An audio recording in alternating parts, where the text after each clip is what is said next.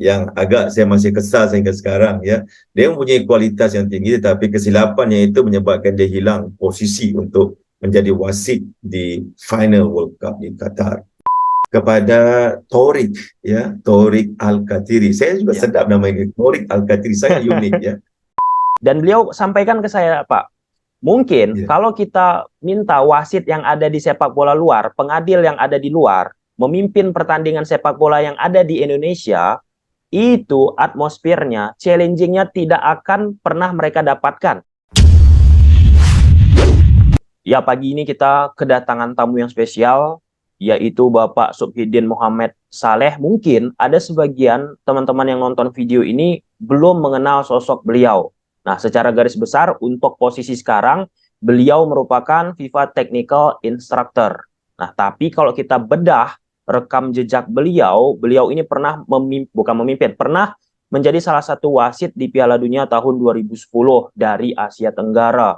Kemudian beberapa pertandingan sepak bola yang lain yang pernah beliau pimpin, Piala Tiger 2002, kemudian Olimpiade 2004, Piala Asia tahun 2004, kejuaraan dunia U17 FIFA tahun 2005, Piala Dunia Antar Klub FIFA tahun 2006, kemudian Piala Dunia U20 FIFA tahun 2007, Piala Suzuki AFF 2008, Piala Dunia U20 FIFA 2009, dan terakhir Piala Dunia FIFA 2010.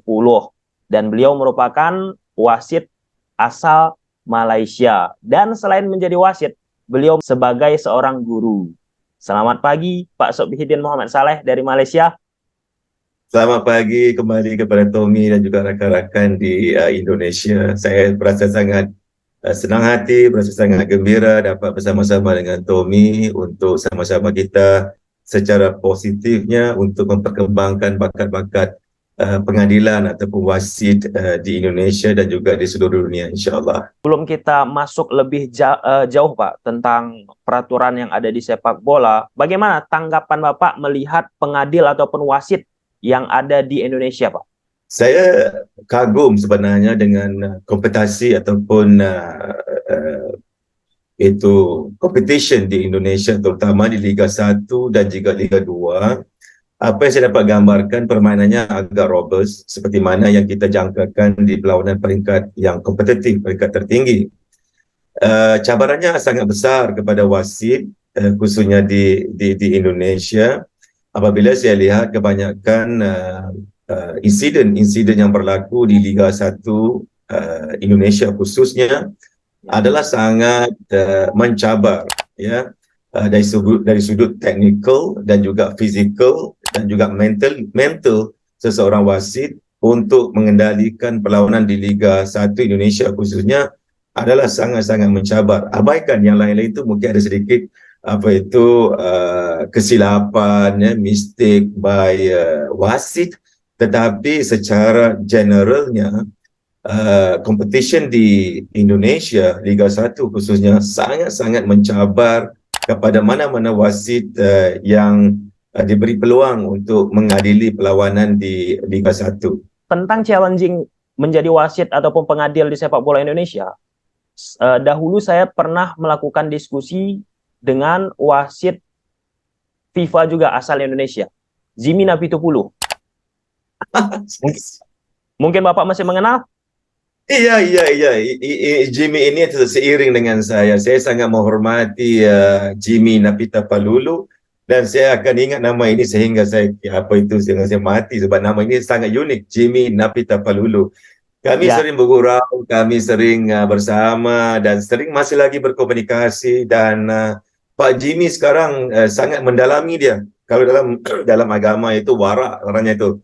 Jadi dalam bola sepak ini juga dia wara dia gitu. Dia sangat mau mendalami selepas beberapa lama agak ketinggalan dalam itu kompetisi di Liga Indonesia. Dan saya juga berkesempatan bersama dengan Pak Jimmy, bersama-sama dengan saya di Asian Football Federation di Rawong di Bangkok, Thailand, di mana di situ ada kompetisi AFF Under 17 dan Pak Jimmy datang sebagai observer, bagaimana dia mau melihat apa itu bagaimana kita menguruskan competition di peringkat ASEAN. Jadi saya sempat berkesempatan berbicara sama Pak Jimmy dan kami merangka sedikit program bagaimana sebagai sebagai seorang yang ada tugas di PSSI, bagaimana mereka boleh merancang program untuk membangunkan bola sepak atau membangunkan refereeing in Jakarta, in Indonesia, insyaallah. Ya, ada kaitan antara Jimmy Napitupuluh dengan situasi yang sekarang terjadi di Liga 1 Indonesia, Pak, ataupun di ekosistem sepak bola Indonesia. Tadi juga sudah Bapak sampaikan bahwasanya Liga 1 Indonesia challenging-nya very very hard, very sangat-sangat amat luar biasa. Dan beliau sampaikan ke saya, Pak, mungkin kalau kita minta wasit yang ada di sepak bola luar, pengadil yang ada di luar, memimpin pertandingan sepak bola yang ada di Indonesia, itu atmosfernya, challenging-nya tidak akan pernah mereka dapatkan ketika mereka memimpin pertandingan di liga luar. Betapa sensasional, betapa sulitnya memang Pak, selaku Bapak Technical FIFA Instructor, ketika kita bicara sepak bola Indonesia, momen-momen yang cukup menarik.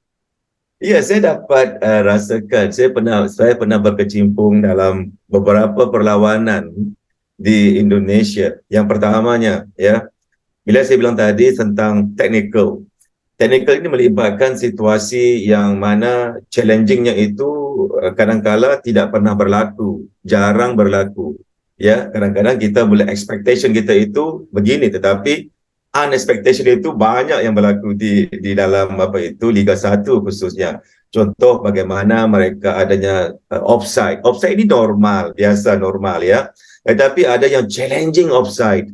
Seperti mana kalau katakan gaining an advantage ataupun offside-nya itu ada interfering with an opponent, di mana ianya subjektif, di mana memerlukan technical part, ya, di mana seseorang wasit itu perlu ada knowledge yang tinggi untuk memberikan keputusan. Jadi keputusan itu bukan datang pop begitu saja.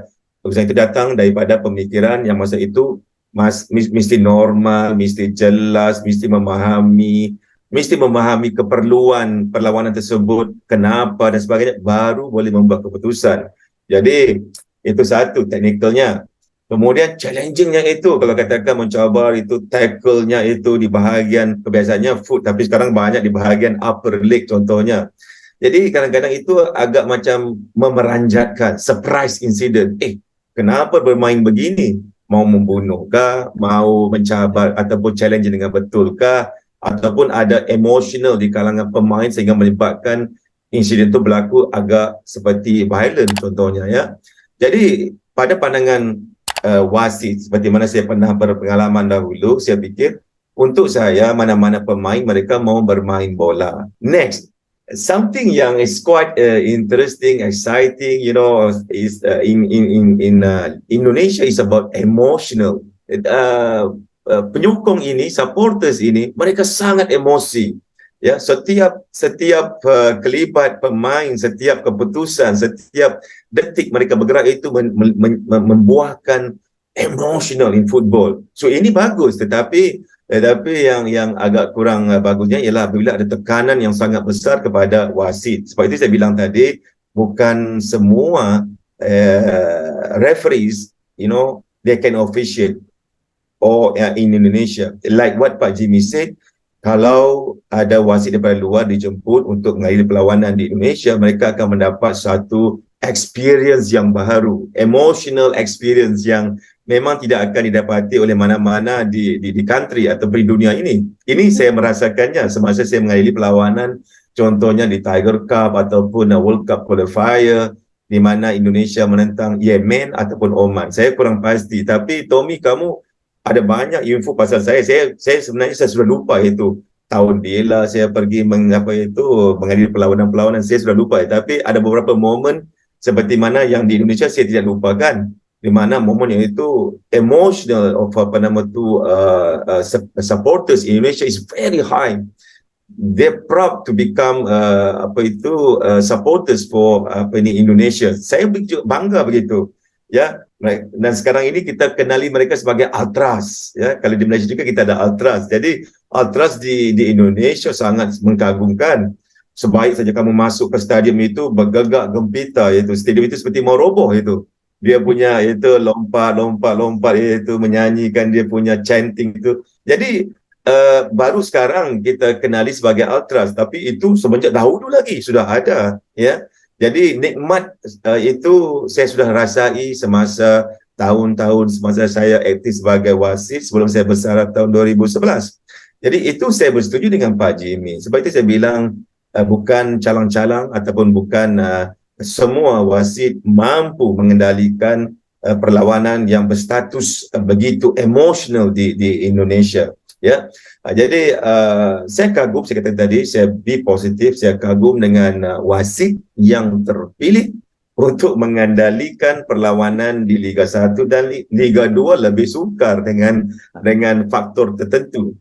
Jadi apa yang kita perlu lakukan di sini, seperti mana saya bincang dengan Pak Jimmy, adalah memperkasakan, memperkuatkan, memperkukuhkan knowledge of refereeing di Indonesia. Itu sangat penting, bukan hanya melibatkan keputusan-keputusan black and white, tetapi mereka perlu memahami apa itu football sebenarnya. Itu adalah melibatkan match control, how you control the game, how you managing the players. Ya, kemarin di pertandingan Liga 2 Indonesia, Pak, Liga 2 Indonesia, Bapak sempat melontarkan sebuah komentar, Pak, ya, terkait tentang situasi pelanggaran yang terjadi di Liga 2. Itu salah satu experience yang sangat luar biasa ketika kita melihat pelanggaran seperti itu. Nah, tadi kita sudah membahas juga, Pak, betapa luar biasanya atmosfer yang ada di sepak bola Indonesia. Dan salah satu menunjukkan keluar biasaan, spektakulernya atmosfer sepak bola Indonesia itu kejadian seperti yang Bapak komentari itu viral, Pak. Nah, pada akhirnya, mengapa Bapak melontarkan statement di media sosialnya Indonesia untuk menanggapi apa yang terjadi di momen tersebut? Apa alasan Bapak, Pak? Ya, kebetulan saya terbaca sedikit komentar yang begitu banyak di forum yang saya baru kenali tadi sekarang sebagai Tommy, ya, forum wasit Indonesia, begitulah kalau tidak salah saya, ya. Saya kebetulan semalam itu bila saya agak sedikit ada lega, sedikit ada ruang. Jadi bila saya lihat itu di Instagram, saya kenapa ini, ada apa ini? Bila saya lihat itu, wah begini. Saya pikir ini mantap ini, ya. Saya pikir ini mantap ini. Bukan calang-calang wasit yang mampu melakukan keputusan seperti ini. Maksud saya itu kepada pembantu wasit tersebut.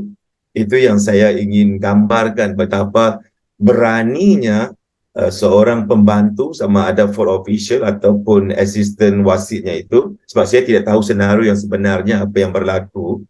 Cuma lagi saya kagum, wah ini sangat mengagumkan saya, ya. Sebelum itu saya ingin bawa juga pendengaran ataupun pemahaman Tommy kepada Torik, ya, Torik Al-Katiri. Saya juga sedap nama ini, Torik Al-Katiri, sangat unik, ya. Ya, jadi Torik dia bersama-sama dengan saya di Asian Games Hangzhou di China, ya. Bukan calang-calang wasit yang mampu untuk berada di Asian Games, sebab ini seperti juga World Cup, ya, selain daripada Asian Cup juga seperti World Cup di tenggara kita, ya. Jadi dalam satu perlawanan Torik, ya, itu saya kata saya sangat kagum dengan wasit Indonesia ini. Torik dalam satu perlawanan, saya sudah lupa apa itu perlawanan di antara siapa. Semasa perlawanan tersebut, seorang pemain dia melakukan satu terjahan, tahu tak terjahan ataupun lunges, ya. Okay, lunges. So it lunges to the his opponent, and then Torik immediately he show a yellow card.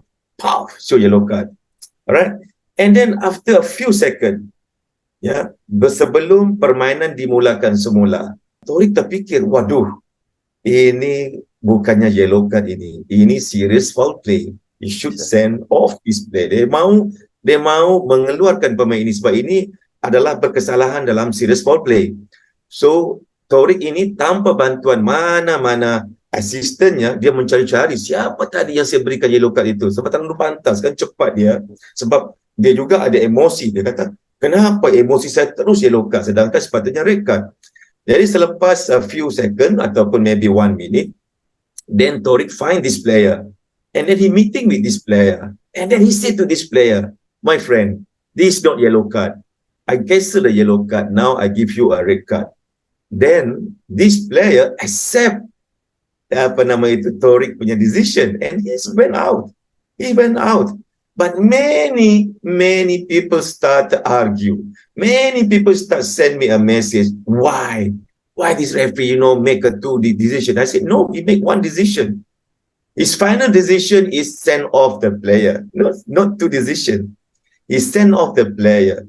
So I'm more than happy because Torik at this moment before the game restart and then he show a red card to send off. So Torik make a correct, incredible, credible decision, on the field before the game restart.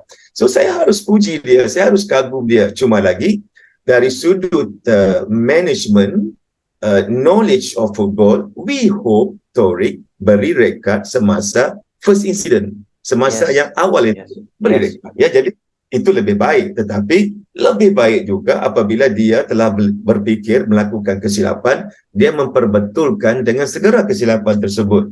Jadi kita harus thumbs up to Torik. You are the best, you are the, how can I say, credible, make a decision. Ya, ini satu. Jadi sebab itu jiwa saya itu semalam terus terpanggil. Wah, ini satu lagi insiden, ya. Jadi saya pikir wasit di situ sangat mengagumkan, di mana dia segera memanggil wasit untuk menjelaskan kepadanya bahawa berlaku violent conduct. Pada pandangan saya, apabila saya melihat senario komunikasi di antara pembantu ataupun asistennya itu dengan wasitnya itu, saya mendapat gambaran seolah-olah dia mau menjelaskan sebelum gol dijaringkan terdapat insiden violent yang dilakukan oleh pemain penyerang. Jadi maksudnya pemain penyerang menjadikan gol, tetapi pemain penyerang juga sebelum itu melakukan satu insiden violent conduct. Jadi sepatutnya tidak ada advantage diberikan, sepatutnya wasit menghentikan permainan, ya, untuk menghukum pemain yang bersalah.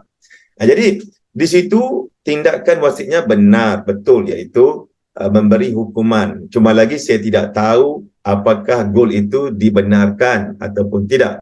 Jadi pada pandangan saya tidak mahu menjelaskan lebih detail sebab saya tidak tahu senario sebenarnya. Jadi saya jelaskan di situ bahawa tindakan wasit itu sangat, untuk bagi saya sangat kagum, ya, sebab dia berani mengambil keputusan setelah mendapat informasi daripada asisten wasitnya.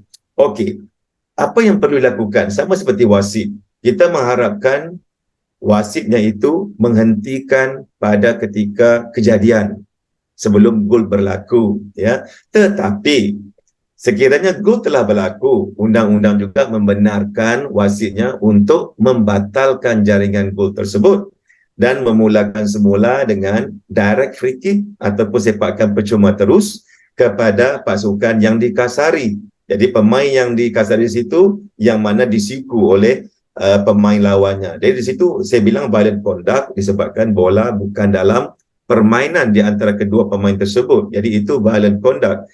Dan disitulah saya bilang ada positifnya, di mana wasit perlu belajar kenapa dia tidak nampak insiden tersebut.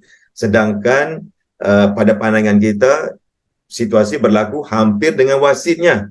Jadi apa yang berlaku ialah sebaik bola itu bergerak ke arah satu pemain yang lain yang juga ingin mencabar, maka wasitnya terus hilang pandangan kepada pemain yang kemungkinan boleh melakukan satu tindakan violent terhadap lawannya. Nah, satu insiden violent, satu insiden cabaran berlaku ataupun challenge berlaku untuk mendapatkan bola. Daripada situ bola itu terus long ball dan menuju ke arah gol. Jadi itu yang menyebabkan kesukaran dari sudut manajemen ataupun teknikalnya untuk diuruskan oleh wasit. Saya tidak kenal, mungkin saya pernah jumpa dengan dia, Redowan ke apa namanya, sebab semasa VAR course itu saya juga ada ketemu dengan dia dan saya dapat lihat, saya dapat rasakan kekuatan pada wasit tersebut. Jadi itu dalam kelas, tapi dalam itu stadium dengan suasana itu spectatorsnya, dengan suasana football emotionnya, jadi mungkin akan memberi sedikit gugahan ataupun sedikit nervous kepada wasitnya untuk memperbuatkan ataupun memberikan keputusan tepat, ya. Sebab mana-mana saja ke pemain ke atau wasit ke, kalau masuk selangkah dalam padang di stadium di Indonesia itu hatinya itu berdebar-debar gitu. Pasti, ya, siapa-siapa juga. Ya, ya. Pak, tadi Bapak kita cukup dalam tadi membahas wasit Torik Alkatiri. Memang wasit Torik Alkatiri ini Pak menarik Pak kalau kita bicara di dataran sepak bola Indonesia. Menariknya mengapa? Masyarakat ataupun supporter Indonesia menganggap Torik Alkatiri ini sebagai ikon pengadil Indonesia. Tadi ada satu poin yang Bapak sampaikan soal ketika referee ataupun pengadil mengeluarkan keputusan yang salah di first decision, kemudian untuk second decision-nya bisa mengubah keputusan yang pertama. Itu apakah diperbolehkan, Pak? Karena kan banyak nih keputusan-keputusan kalau sudah salah pertama nggak bisa lagi diubah. Itu mungkin bisa Bapak jelaskan berdasarkan law of the game-nya. Iya, berdasarkan ini kepada authority dan juga powers of duty seseorang wasit. Ya, saya kalau mau buka buku saya nggak pasti di mana, tetapi buku itu kita rangkumnya. Ada orang yang membaca buku undang-undang ini ataupun read laws of the game ini hanya berdasarkan kepada black and white. Dia cuma baca aja. Ya, kalau katakan ini cawan, dia bilangnya ini cawan saja. Ya, dia tidak tahu ini cawan untuk apa. Ya, hanya untuk isikan air atau boleh isikan guli atau boleh isikan pasir, macam-macam dilakukan oleh ini cawan. Jadi apabila seseorang wasit, jadi sebab itu kita perlu juga menghormati seseorang wasit itu dari sudut ekspertisi ataupun expert ataupun kepakaran yang mereka ada. Untuk menjadi wasit ini mereka perlu membaca, menelaah, ya. Dia perlu tahu bagaimana mau interpretasi dan juga implementasi, interpret and implement on the field. Interpret buku itu dan implementnya dalam padang, lapangan. Jadi kamu tidak boleh baca buku ini hanya sebagai satu macam banner saja. Ini ada apa di sini, tidak. Kita perlu baca buku itu dan memahami spirit daripada buku itu. Semangat kesukanan, semangat yang mau oleh buku ini. Jadi semangat daripada buku ini adalah keadilan. Jadi setiap wasit perlu memberikan keadilan dalam memutuskan sesuatu keputusan. Ya. Jadi bila saya bilang tadi, keputusan pertama, keputusan kedua, sebenarnya itu cuma satu keputusan sahaja. Kalau perlawanan telah dimulakan semula, maka dia ada dua keputusan. Jadi untuk Torik itu contohnya, pada pandangan asalnya ialah yellow card. Okey. Kemudian dia ada ruang untuk berfikir sebab masa yang sama pemain tersebut ada juga sedikit kecederaan yang mana memerlukan rawatan. Pada masa itu dia berfikir, wah, ini salah ini. Aku perlu fikirkan sebab apa? Aku nampak pemain ini datang daripada satu speed, satu distance, datang kemudian lunges dan point of contact-nya kepada ankle. Dia berfikir itu. Aduh, ini salah ini perlu diperbaiki, perlu dibetulkan sebelum permainan dimulakan semula. Jadi itu keputusannya adalah yang sebenar-benar keputusannya adalah red card, serious foul play. Jadi itu keputusannya. Jadi tidak ada berkesalahan dengan mana-mana undang-undang yang terdapat dalam laws of the game. Contohnya, kalau pemain penyerang ya mau bergerak menuju ke arah gawang, kemudian pemain defendernya datang dan melakukan terjahan keras, puff, katakan, ya. Kemudian pemain penyerang ini hilang kawalan bola. Bola tersebut menuju ke arah pemain rakannya.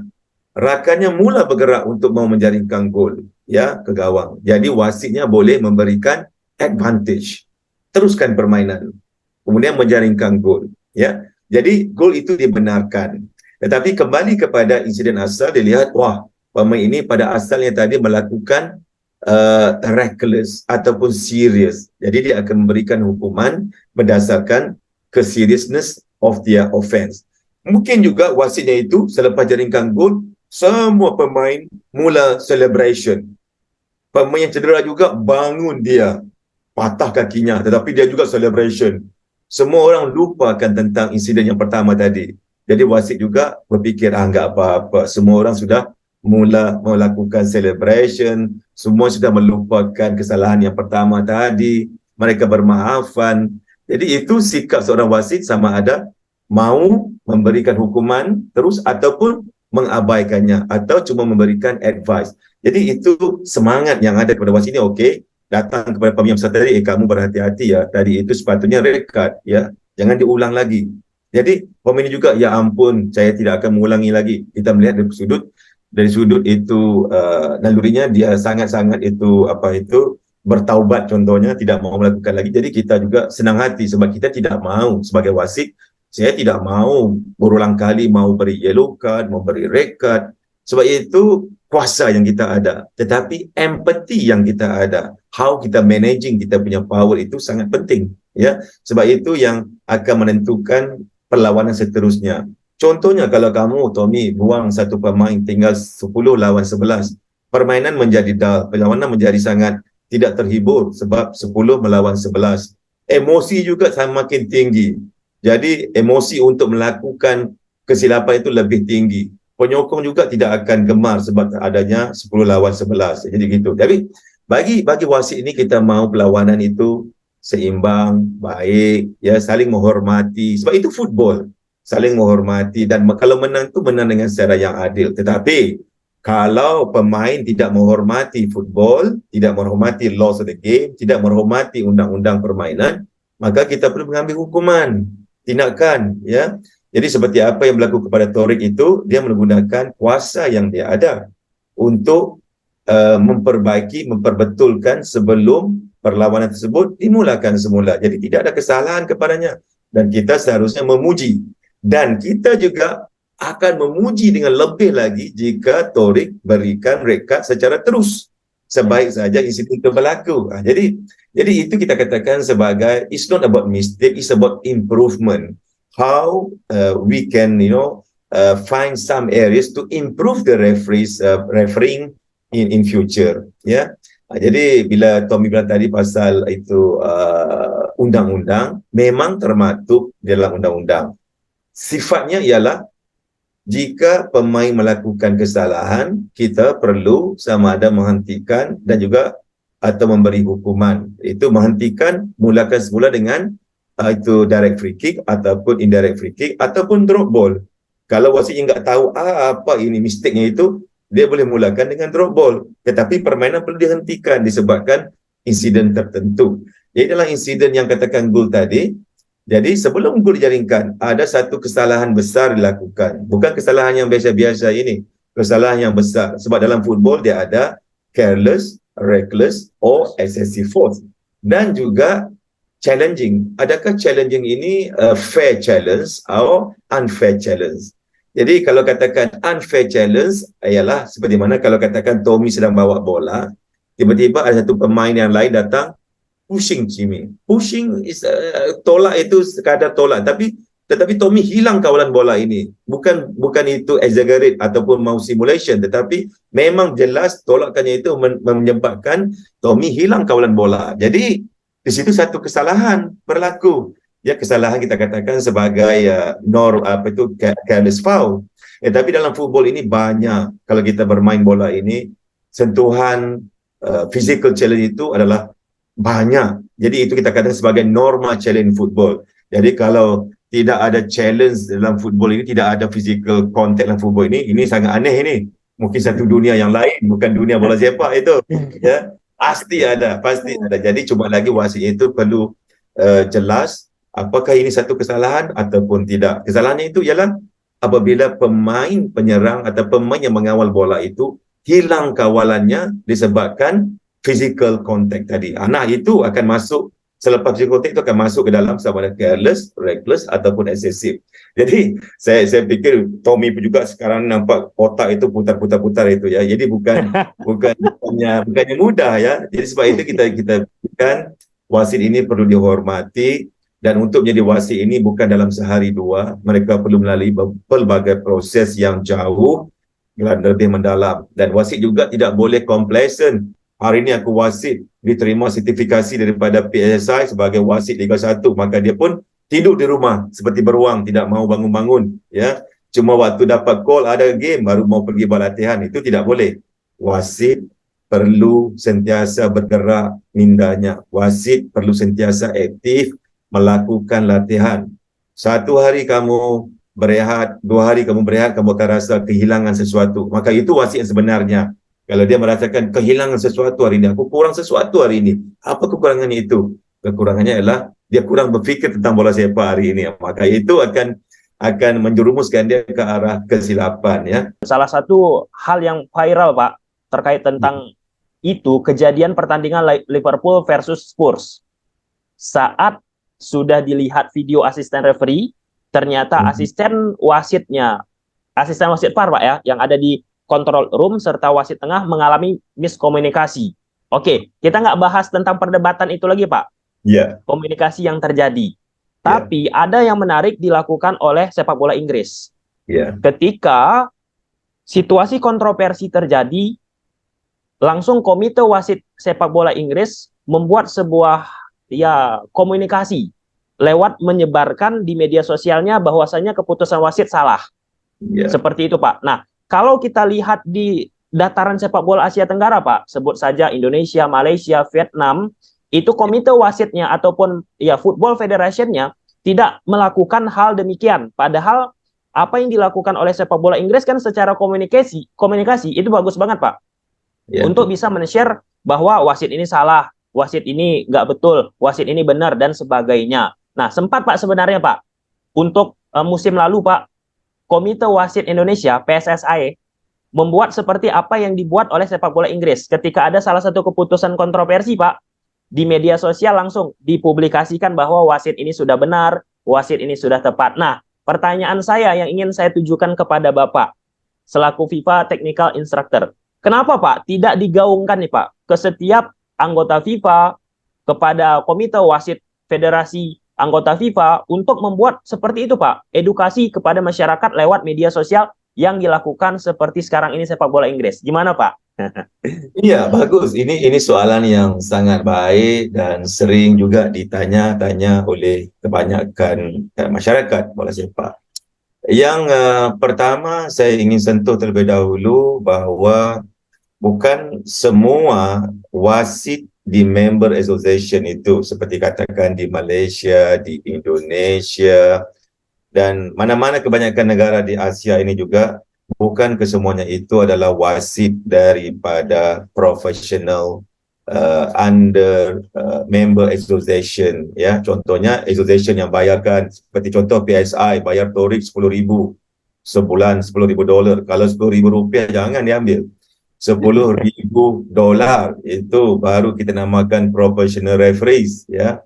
Kalau sekadar 1,000, 2,000 itu apa? Mau jadi wasitnya tekanan tinggi, ya, cabaran tinggi, ya. Jadi itu cabarannya. Baik.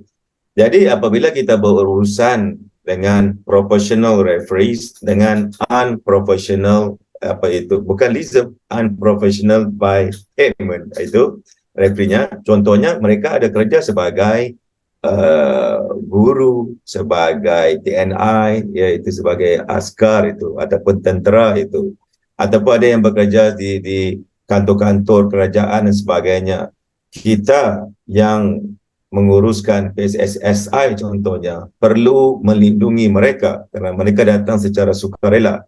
Jadi tidak boleh kita sewenang-wenangnya mau menyalahkan mereka. Contohnya kalau mereka melakukan kesilapan, kita kata, okey, Torik Al-Khatiri, ianya digantung katakan sebulan ataupun sepurnama, saya agak kurang. Mungkin digantung 3 bulan contohnya. Ya, 3 bulan kita gantung. Terang namanya, Torik Al-Khatiri. Jadi kalau saya sebagai majikannya, Torik, katakan dia bekerja di kantor saya akan bilang sama PSSI, thank you until now, so saya akan keluarkan Torik daripada mewakili kamu di PSI. Saya tidak mahu dia menjejaskan kantor saya. Boleh nampak di situ. Sebab apa? Apa yang tindakan kamu lakukan terhadap anak buah saya, pekerja saya, itu menjejaskan bisnes saya. ya, mencemarkan bisnes saya. Sebab kamu kata digantung, jadi bila digantung bermaksud menjejaskan itu integriti seseorang, ya. Jadi kalau katakan dia seorang profesional, tiada masalah saya, sebab saya yang bayar dia. Seperti mana pemain-pemain sekarang profesional di bawah, katakan pemain Persita, dia profesional. Jadi kita jelaskan, okey, Dewi apa-apa namanya itu digantung sebulan kerana violent conduct daripada pasukan Persita. Dia adalah profesional, tiada masalah. Ya, tetapi kalau saya bekerja dengan kantor yang lain, kamu mengambil tindakan ke atas saya, kamu menjejaskan kantor saya. Sedangkan saya cuma membantu kamu untuk membina bola sepak di Indonesia contohnya, ya. Ini satu, kita perlu berhati-hati. Dan yang keduanya, tidak boleh terburu-buru. Kita kena pasti juga English Premier League juga mendapat kebenaran untuk melakukan sesuatu uji kaji ataupun percubaan, ya, trial, ya, bersama mereka. Jadi mereka ada sesuatu yang lain di kalangan beberapa kalangan seperti sebagai contoh, katakan PBB, itu United Nation. Ada negara yang ada veto, kuasanya Amerika ada veto, China ada veto, mereka ada veto. Jadi dalam football juga, untuk yang negara yang bersepak ini, mereka ada beberapa negara yang mana mereka ini boleh mempengaruhi sistem, ya. Jadi tetapi bagaimanapun FIFA telah membuat banyak penambahbaikan di mana dapat mengurangkan kuasa veto ini. Jadi FIFA banyak menggunakan pendekatan di mana mengumpulkan bilangan pemain juga untuk mendapatkan pandangan dan sebagainya. Jadi untuk English Premier League ini mereka banyak melakukan beberapa trial yang mana dibenarkan oleh IFAB, ya. Kemudiannya pengadil atau wasit di EPL kebanyakannya adalah profesional, ya. Mereka akan terima dan sebagainya. Mereka very open to accept, and also they can discuss among them, no problem. And ada baik dan ada buruknya. Kebiasaannya kalau kita ambil kepantasan untuk menjelaskan, ada akan berlaku keburukan di situ. Contoh apa yang kita jelaskan tadi, insiden melibatkan Torik. Kalau kamu terlalu pantas, akan ada keburukannya. Tapi kalau kamu ambil sedikit masa, bersabar, sebab itu untuk menghentikan permainan dalam refereeing ini, perlu gunakan whistle. Tidak boleh, berhenti, tidak, ya.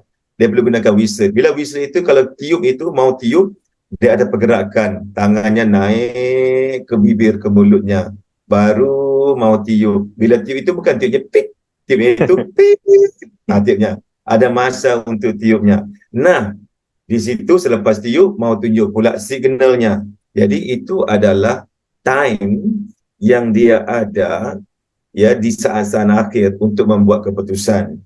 Jadi wasitnya itu semasa permainan dilihatnya clues permainan. Pemain ini datang daripada satu arah, speednya itu, distance-nya itu, kemudian bila dia lunges, berlakunya kontak. Jadi semua itu dia telah berfikir, kalau ini berlaku, red card. Kalau ini berlaku, yellow card. Kalau ini berlaku, indirect free kick.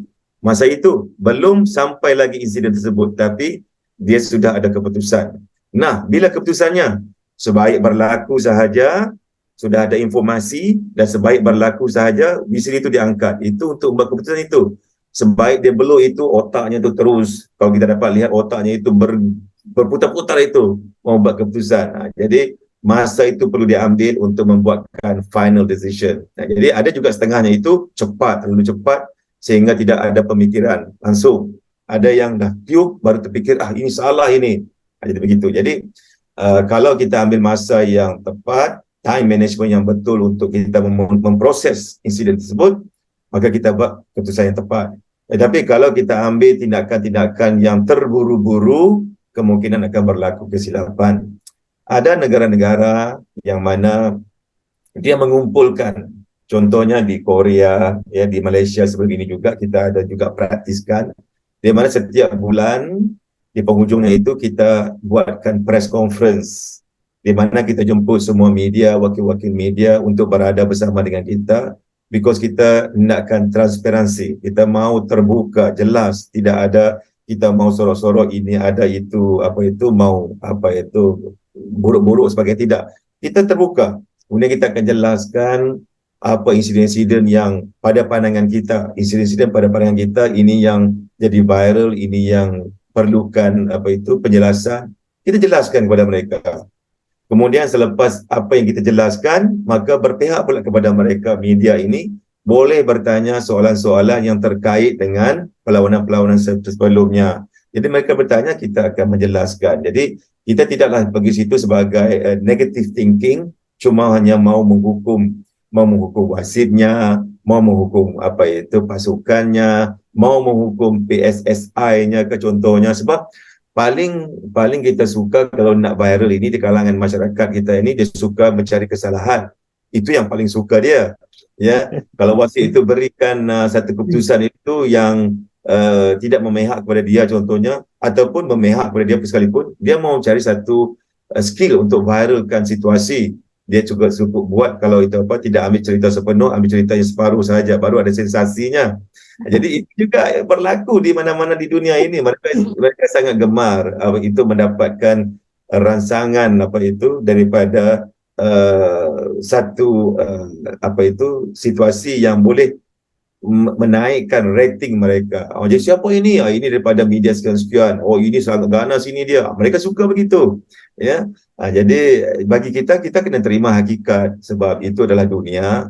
Itu adalah apa pemikiran yang mereka ada, tetapi dalam masa yang sama kita perlu memperbaiki, perlu bersikap jujur. Kalau kita mau melihat masyarakat bola sepak di Indonesia apa itu menjadi masyarakat yang profesional, dia punya idealismnya, dia punya pemikirannya, maka kita perlu apa itu menguruskan mereka dengan secara profesional juga, supaya mereka sedikit akan menerima pendekatan kita, supaya bola sepak itu lebih positif ya dalam masyarakat kita. Ya, siapa? Nah, tadi kita sering mengucapkan nama Thoriq Al-Kathiri nih, Pak.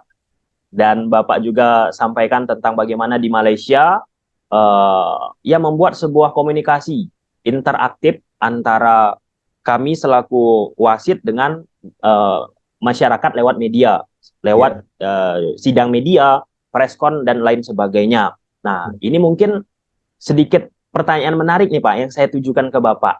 Kemarin, AFC sudah merilis wasit-wasit yang akan bertugas di Piala Asia tahun 2024. Oke Pak ya. Saya lihat listnya Pak, yang dikeluarkan oleh AFC dari Malaysia ada wasit yang akan bertugas, kemudian dari Singapura, Thailand, dan lain sebagainya. Nah, pertanyaan mendasar nih Pak, kenapa wasit dari Indonesia nggak ada ya Pak? Ada yang sampaikan ke saya Pak, izin Pak, ada yang sampaikan ke saya Pak, karena kualitas, karena pengetahuan law of the game-nya belum prima, atau bisa Bapak jelaskan Pak? Kalau dari sudut pertandingan di Indonesia, saya jelaskan secara jujurnya, pertandingan kamu di Indonesia sangat baik, sangat kompetitif, ya, sangat. Saya kalau sebagai wasit, saya menunggu-nunggu kalau dijemput ke Indonesia, saya mau, sebab ini akan meningkatkan kualiti saya sebagai seorang wasit. Kualitinya ada, tetapi untuk mereka yang mau berkhidmat di Asian Cup, mereka Asian Cup ya di Qatar, mereka perlu melalui beberapa proses terlebih dahulu, di mana mereka perlu melalui proses seperti kita melihat mereka contohnya di Champions League. Jadi mereka perlu menjadi wasit di peringkat Champions League dahulu. Kita ada dua, satu AFC Cup ya, AFC, satu lagi itu ACL. ACL ini adalah di mana tingkat yang tertinggi, di mana kita akan melihat prestasi seseorang wasit. Lepas itu juga kita akan lihat dia di peringkat pertandingan, contohnya di Under 17, Under 20, Under 23 dan sebagainya, di mana pertandingan di AFC. Di situ kita smaller kan dia punya gap. Because semua orang yang berkhidmat ataupun menjadi wasit di peringkat ACL adalah candidate untuk World Cup, candidate untuk Asian Cup, ya, candidate untuk mana-mana kompetisi tournament di AFC. Itu mereka candidate, tetapi kita akan small gap, dapatkan yang terbaik. Siapa yang boleh kita ketengahkan, dan tentu aim kita ke arah World Cup, ya. Jadi untuk Asian Cup ini begitulah. Cuma ada satu lagi perkara yang sangat perlu detail di sini, ialah sekarang ini mana-mana wasit yang tidak ada experience ataupun sertifikasi untuk VAR, mereka tidak bisa mengadili pertandingan di ACL.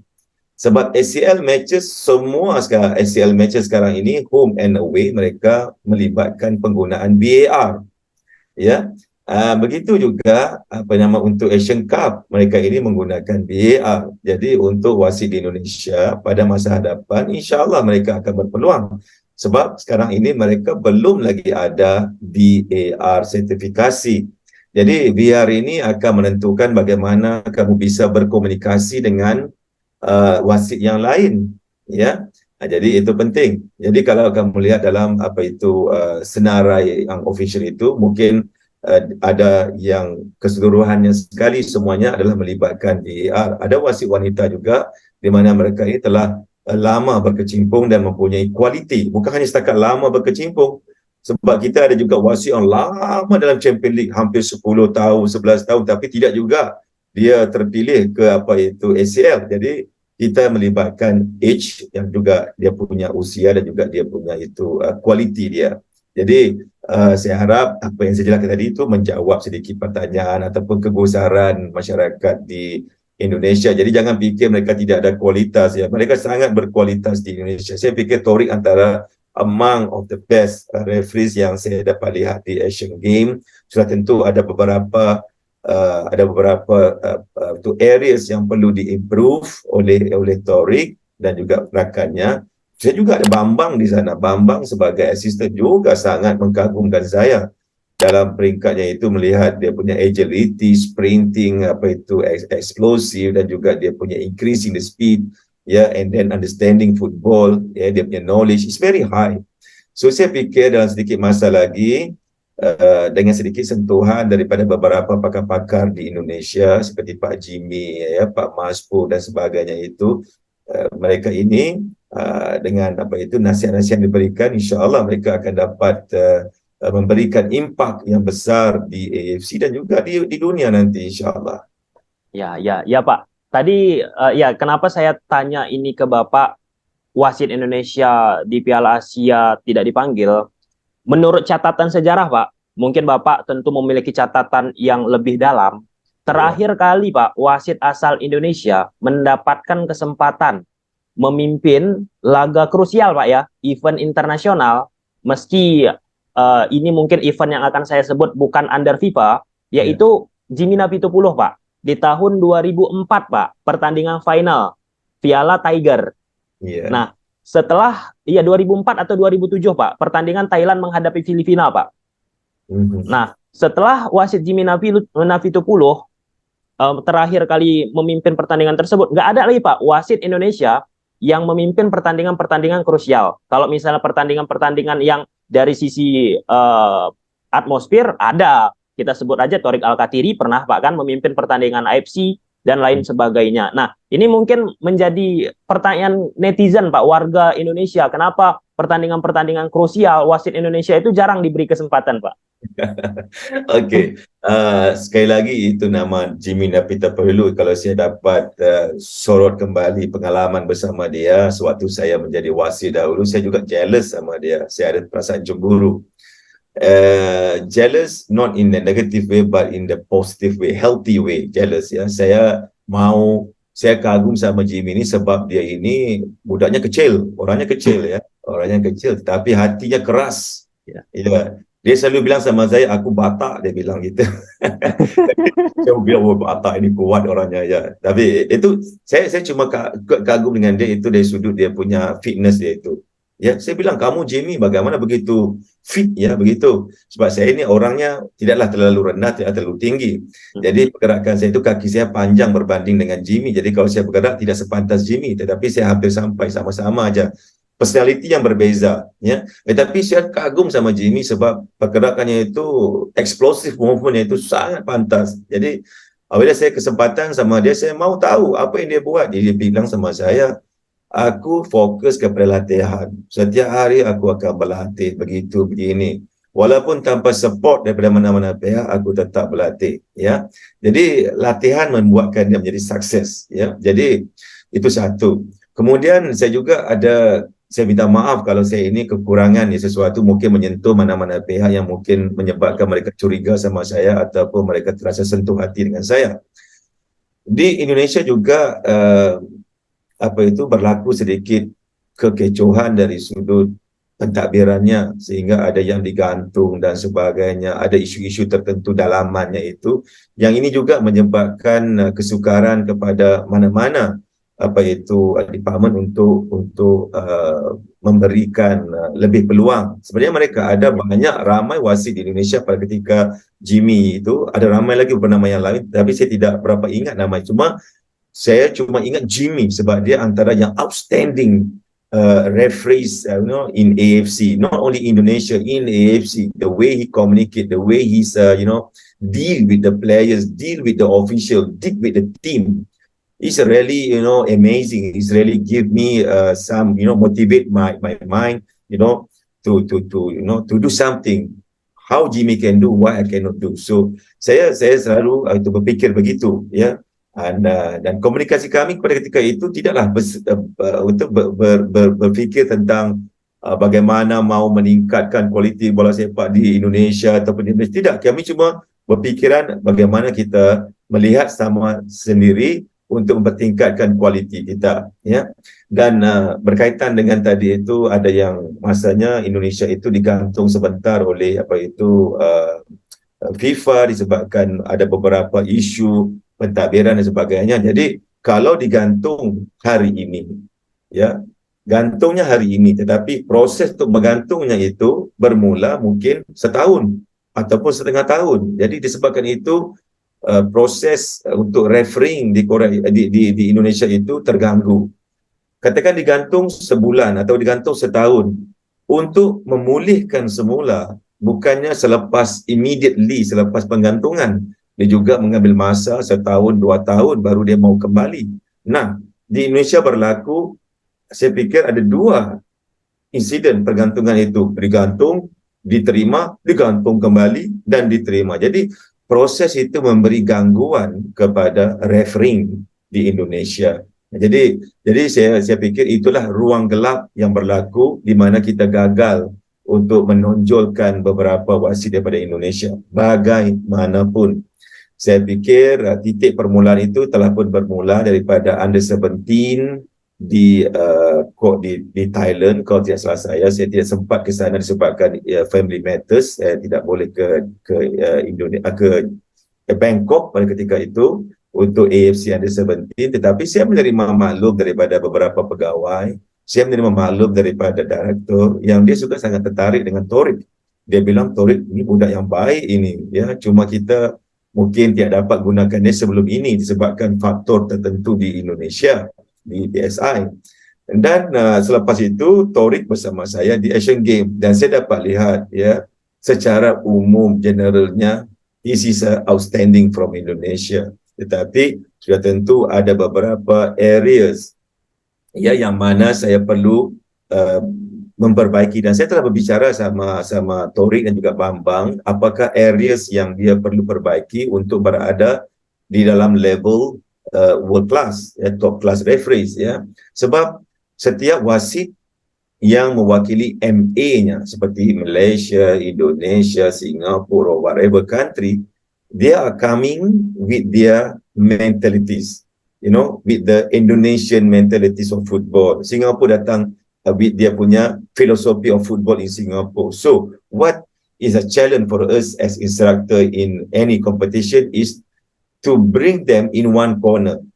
Let them talk in one language. Our language is a FIFA language or AFC language. And then our philosophy is a AFC philosophy or FIFA philosophy. AFC and FIFA, we are never make any gap. We try to close up each other. So we want them to talk in FIFA philosophy. For example, what means FIFA philosophy? Football mentalities, football refereeing. How you refereeing in FIFA? We're talking about management. We're talking about how managing the game control. We are not talking about black and white, yellow, red card, yellow, blah, blah, blah. No. We are talking about how we can entertain football. So the referees don't only go in there, okay, you buat mistake, I kena bagi ini, I kena bagi itu. No. They need to think in general, more wise, thinking. Okay, what the football need today? What football expectation today? So we try to managing, let people enjoy the game, not they feel something. Why the referee stop too much game? Why the referee do this? We want to see them enjoy in football. So ini adalah filosofi kita dalam FIFA. Jadi itulah ya, maksudnya Torik setelah sekian lama hanya bermastautin ataupun berkelana di Indonesia saja, tidak keluar-keluar, dia kan hanya sesekali keluar untuk AFF ya, AFF dia keluar sebentar ataupun dia pergi mana-mana pertandingan yang friendly matches.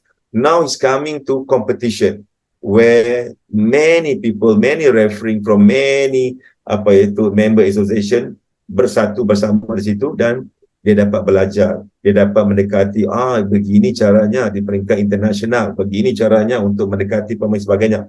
Jadi dia sudah hampir ke situ, cuma lagi kita perlu mau dia ini berterusan. Nah, di sini satu cabaran di Indonesia.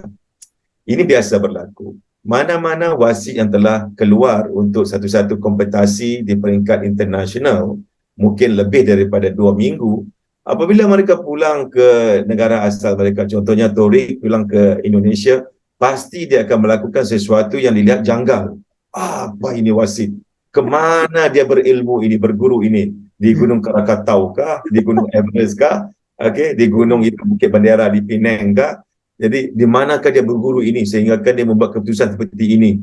Pada pandangan kita di Indonesia ini penalti, pada pandangannya tidak. Kenapa jadi begini? Sebab kita telah lama dibuaikan oleh masalahnya bila ada sentuhan, itu adalah kesalahan. Tidak. Bola sepak ini memerlukan sentuhan untuk mendapatkan bola. Itu saya bilang tadi awal, challenging for the ball. Kalau you nak dapatkan bola, you have to challenge the opponent for the ball. Then only you can get. Tapi kalau tak boleh challenge opponent for the ball, you have to wait. Tunggu, tidak ada sentuhan.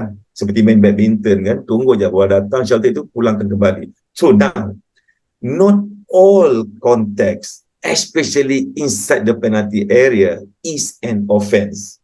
Kita kena jelas itu. Dia kena faham. Jadi, ada beberapa konteks dalam kawasan penalti, ini penalti katanya. Tapi Torik tak diberikan. Dia bilang ini Torik sudah ilmu sesat ini. Di mana dia belajar ini? Tidak. Kita kena faham bahawa sudah ada peningkatan knowledge, courageous dalam Torik itu. Jadi kita perlu terima, mungkin ada kesilapan, tetapi secara umumnya kita perlu terima dia, kita perlu hormat dia, sebab dia cuba membawa pulang beberapa ilmu yang baik di peringkat top level. Jadi dia juga sebagai idol. Tadi Tommy bilang Torik ini sebagai idol di Indonesia. Nah, dia sekarang ini kembali daripada perguruannya itu, pulang dan dia buat sesuatu. Jadi kita akan terima dia sebagai ini dia idealism yang terbaru ini, bagaimana kita mau mendekati bola sepak di Indonesia. Pemain juga akan terasa kaget, terasa seperti kenapa ini Torik tidak kesilapan ini. Jadi tidak ada masa untuk Torik menjelaskan.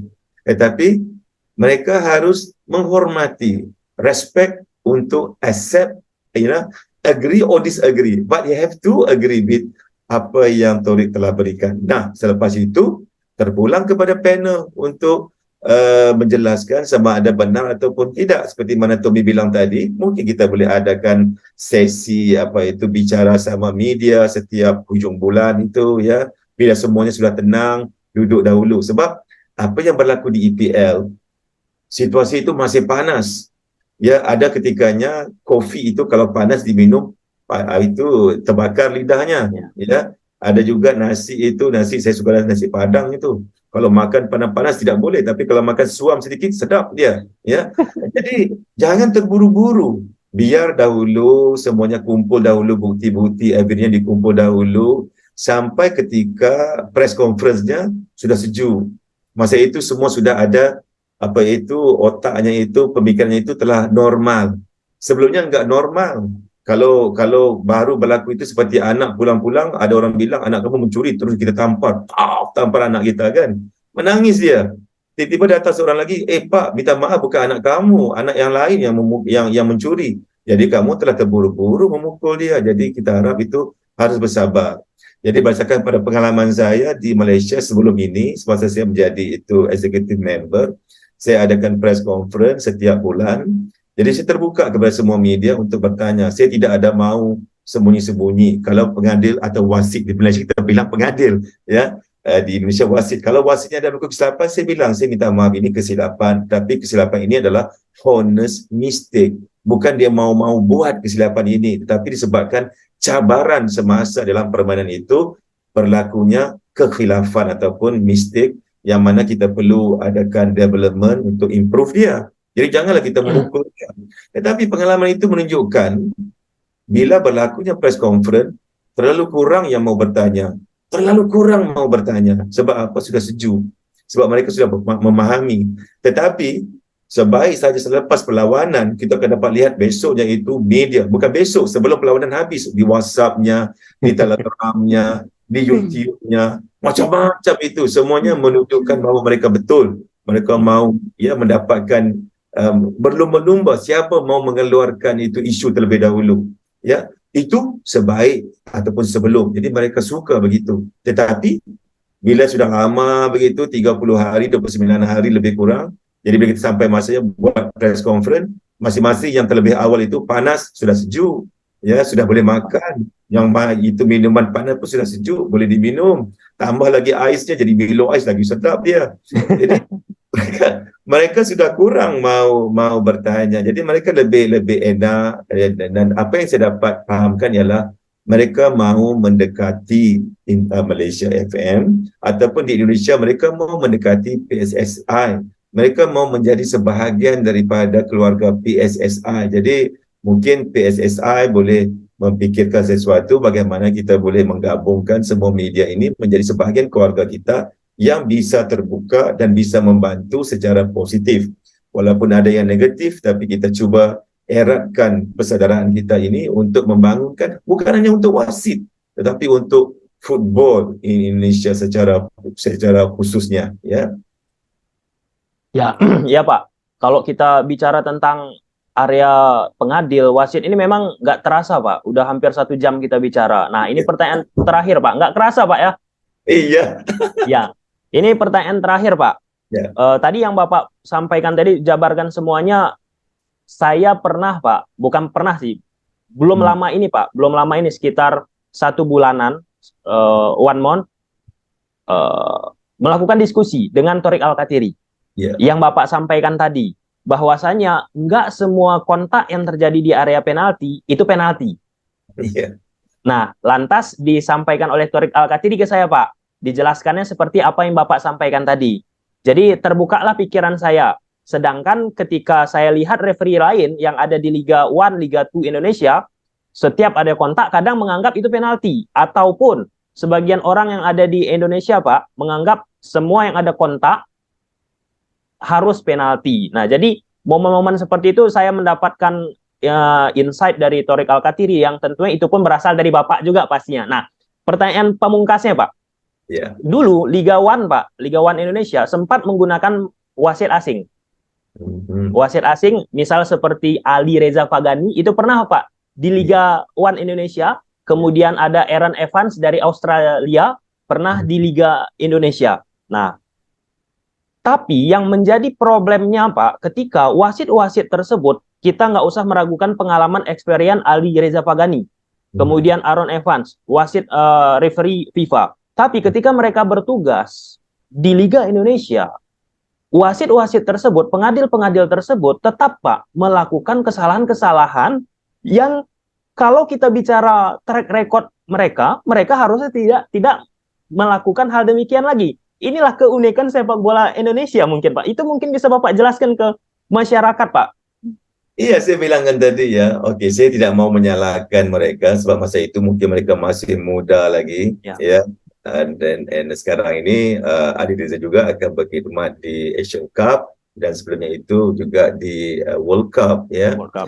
Jadi kamu juga dapat lihat bagaimana insiden yang berlaku di World Cup sehingga kita kehilangan satu calon yang bisa mengadili perlawanan akhir di World Cup, ya. Jadi itu yang agak saya masih kesal sehingga sekarang, ya. Dia mempunyai kualitas yang tinggi tetapi kesilapannya itu menyebabkan dia hilang posisi untuk menjadi wasit di final World Cup di Qatar, ya.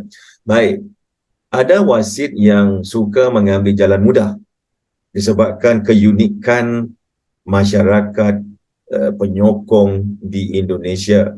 Kamu bisa dapat lihat itu bila masuk stadium itu gemuruh dia itu kan. Jadi itu memberikan apa itu hati itu berdolak-dalik itu, oh apa yang mau bikin ini. Jadi antara yang paling mudah ialah melihat ada konteks, beri saja.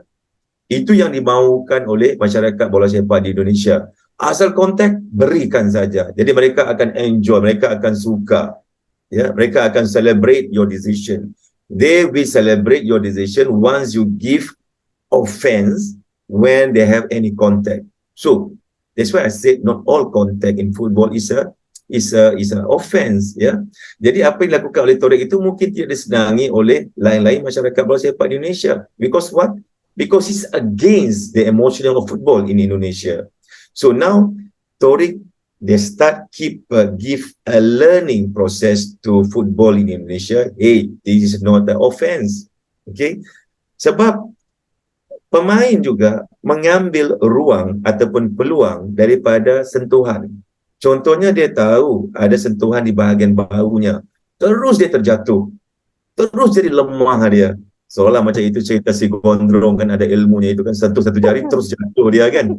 Ya. Jadi begini, kebanyakan pemain walau semahal mana dia pun, Ronaldo ke, Rivaldo ke, Lionel Messi ke, kalau kamu pegang dia di luar, ini jutaan nih, badan itu berapa bilion dolar dia kan, mahal dia.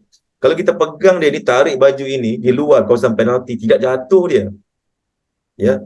Tetapi kalau half meter daripada kawasan penalti, terus jatuh dia. Kalau dalam kawasan penalti baru sentuh satu jari, jatuh dia. Dia jadi sangat lemah daripada satu pemain yang sangat mahal, berjuta-juta bilion dia, tetapi dalam kawasan penalti jadi satu pemain yang sangat poor, sangat miskin, jatuh dia. Sebab apa? Sebab dia mau mendapat keuntungan daripada sentuhan tadi. Sebab itu not all context inside the penalty area is an offense. Yes. Tidak. Sebab itu melibatkan reaksi oleh pemain. Tetapi kalau benar jelas tarikannya itu, okay, menyebabkan dia tidak dapat bergerak, yes, this is impact. So now what we keep asking the referees, what impact from this contact? Katakan dia kicking kakinya itu. Dia mau sepak bola, semua orang memainkan bola. Dia mau sepak bola, kemudian ada sentuhan di bahagian kaki pemain lawannya, ya. Kaki lawannya itu di ground, di atas tanah.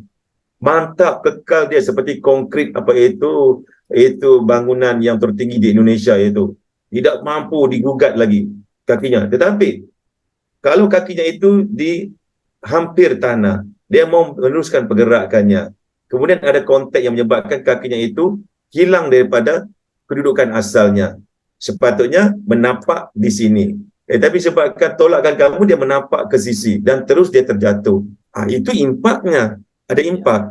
Tetapi kalau kakinya di ground, kemudian ada sedikit kontaknya itu, bukan dia kicking, tetapi kontaknya itu tidaklah keras, tetapi kakinya tidak bergerak. Di situ juga tidak akan menyebabkan dia ada impak di situ. Sebab kontak yang biasa, tidak ada masalah. Jadi kalau ini kamu berikan penalti, nah, banyak lagi penalti yang kamu perlu berikan setiap kali konteks, ya. Jadi itu yang kita cuba berikan informasi kepada wasit, dan di akhirnya wasit itu sendiri perlu ada intelijensinya, perlu ada wisdomnya, perlu ada pemikirannya. Adakah ini impact ataupun tidak impact? Nah, kalau saya katakan tidak ada impact apabila kakinya itu di tanah dan ada sentuhan oleh bahagian lain, kamu kena fikir juga, kalau kicking, kalau katakan defender itu mau sepak bola dengan sepenuh hatinya, walaupun kaki itu di tanah, yang lawannya itu sudah tentu tergugat, sakit dia. Cuba kamu sepak sendirilah, sakit itu, ya. Jadi kakinya itu juga ada impak. Jadi disitulah bila kita katakan normal contact in football, or the contact involved with careless, reckless, or excessive force.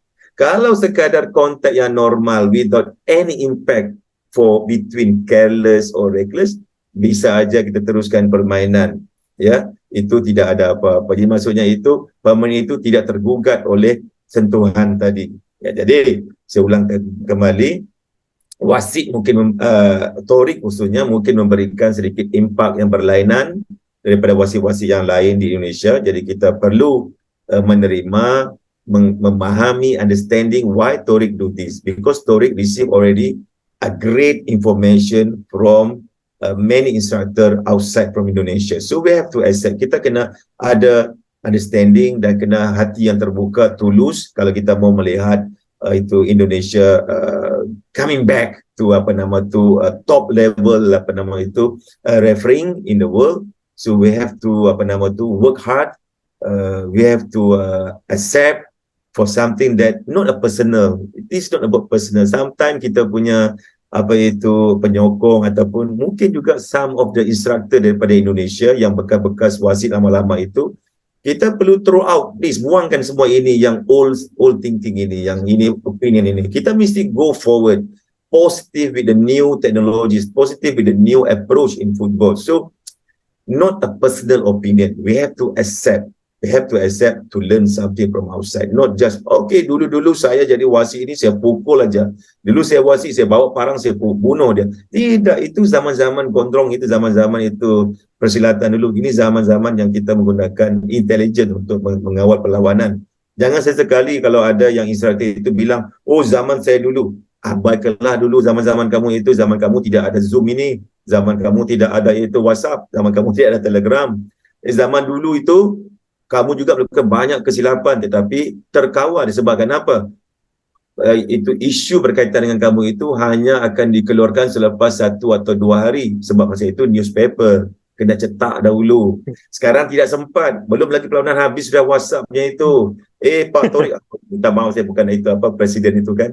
Dia semua dekat, Pak Torik itu bagus ya, dia bukan Torik itu wasit, Torik itu presiden ya.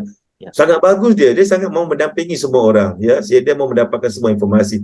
Nah, terus dia hantar kepada itu presiden, kami ini dicurangi, apa itu bahasa kan, dicurangi oleh ini wasit sebagainya. Wah, cepat-cepat kan. Jadi saya pikir kita jangan terburu-buru, kita perlu ada sifat ikhlas dalam hati kita, bagaimana kita mau membantu presiden of PSSI Encik Torik untuk memajukan bola sepak. Saya lihat Indonesia berada di landasan yang benar, yang tepat sekarang ini ya. Dan saya yakin selepas Under 17 ini, Indonesia akan lebih maju lagi sebab mereka akan dapat melihat peningkatan yang berlaku di Under 17.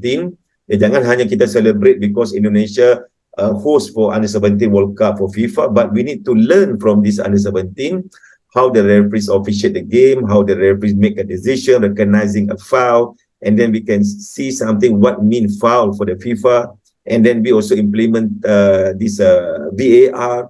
So why not, start asking, the media can asking more about the VAR, asking more about how we can, using or implement VAR in Indonesia with a positive way. So benda-benda ini kita kena terima dan juga berfikiran lebih ke hadapan. Jangan lagi dah berfikir zaman-zaman ke belakang itu. Zaman sekarang ini lebih kepada kita menghormati yang lama, tetapi kita juga perlu move on untuk menghayati yang terkini, yang terbaru. Ya. Ya, siapa? Tadi karena Bapak sampaikan ada satu poin yang cukup menarik, saya tanyakan nih Pak ya, tentang potensi wasit asal Asia. Bapak sebutkan harusnya bisa menjadi pengadil di final FIFA World Cup tahun 2022.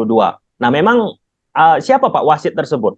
Oh, itu pada naluri saya, pada pandangan saya selepas saya bersama dengan mereka ini, sudah berapa World Cup saya pergi ini untuk sebagai instruktur, bermula daripada Brazil, kemudian saya pergi ke itu Rusia, ya, saya pergi ke Qatar, dan sekarang ini ya di Qatar itu saya lihat ini itu Ali Reza itu dia ada kualiti yang sangat ya, dan kita juga saya yakin dia akan mengadili perlawanan akhir FIFA World Cup di Qatar sekiranya dia tidak terlibat dengan insiden teknikal yang sangat jelas, iaitu berkaitan dengan handball itu ya.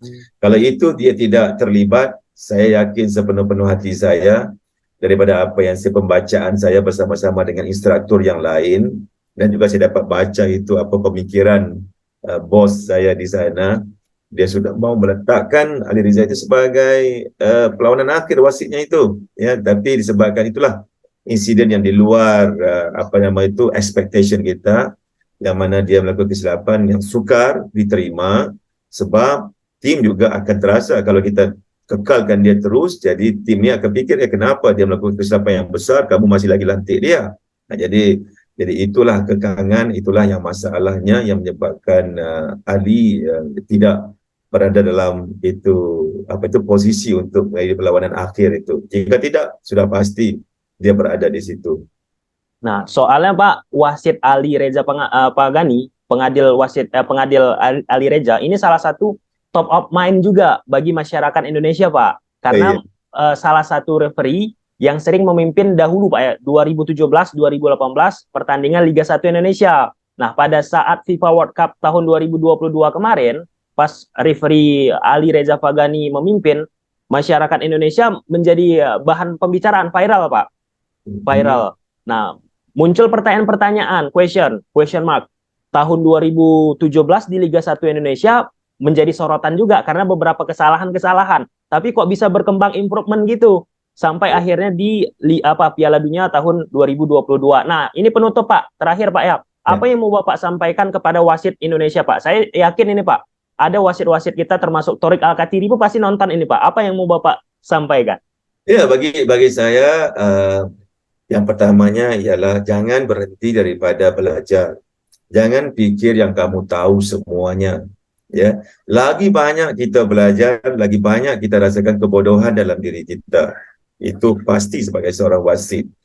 Dan saya dapat merasakan kematangan diri saya apabila telah hampir menuju ke usia persarahan sebagai seorang wasit.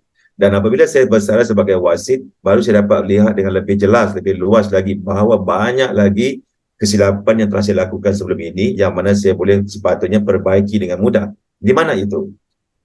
Material. Sekarang ini wasit-wasit di seluruh dunia ini mempunyai material yang sangat baik.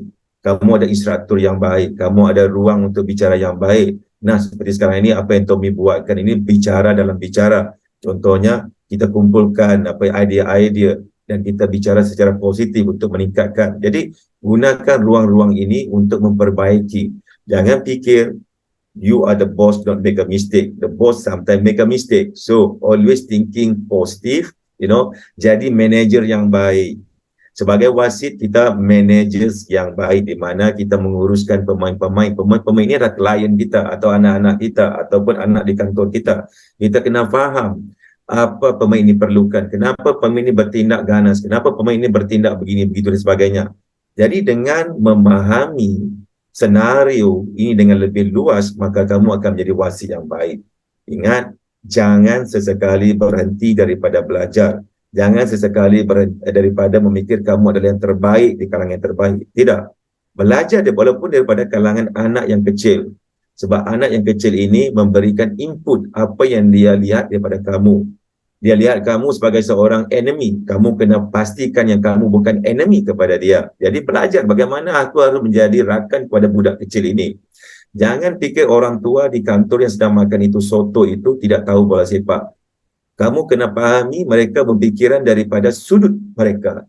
Kalau mereka berada di Yogyakarta, mereka berada di di mana-mana negara, di place di Indonesia, mereka berfikiran daripada apa yang mereka ada di situ.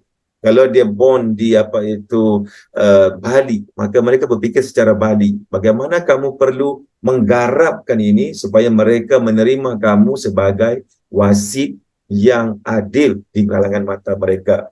Tidak sekali-sekali compromise dengan mistake, tetapi bagaimana kita boleh menggarapkan mereka ini ataupun membawa mereka ini dalam satu kelompok. Inilah bola sepak, inilah pengadil, inilah wasit. Maka dengan cara itu mereka akan dapat menerima pendekatan yang lebih wajar sebagai seorang wasit. Okey, jangan berhenti daripada belajar, itu yang paling utama. Ya.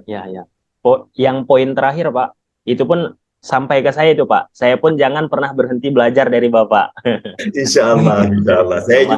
Saya juga masih belajar. Saya juga dapat belajar daripada Tommy tadi. Banyak benda-benda yang soalan-soalan Tommy tadi itu mencabar dan saya tidak pergi terus kepada jawapan ya, saya bawa dahulu ke pusingan-pusingan dahulu sebab saya tidak mau mencederakan mana-mana hati mana-mana pihak, tetapi saya sangat berterima kasih sebab saya dapat belajar dengan Tommy dan juga belajar daripada bola sepak di Indonesia khususnya. Ya. Ya, ya Pak.